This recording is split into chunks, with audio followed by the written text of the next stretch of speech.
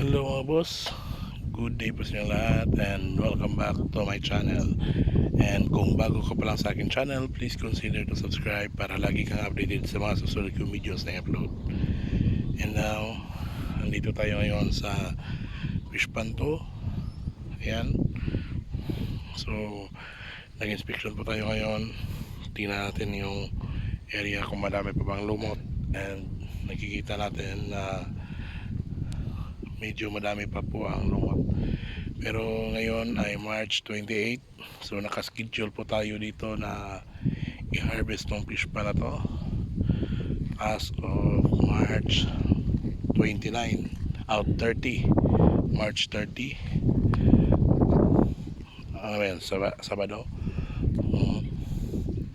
Schedule natin to dahil medyo naalanganin po tayo at saka may namamatay na po na mga banami. So i-emergency harvest po natin to para hindi po mas dumami ang pagpatay ng banami.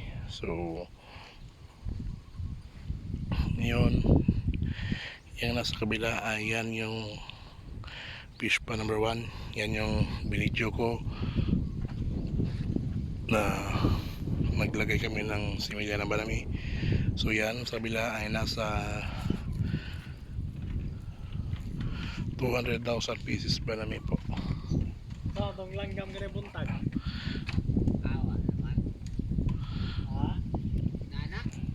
So yung Sabado po ay schedule po ng harvest po natin.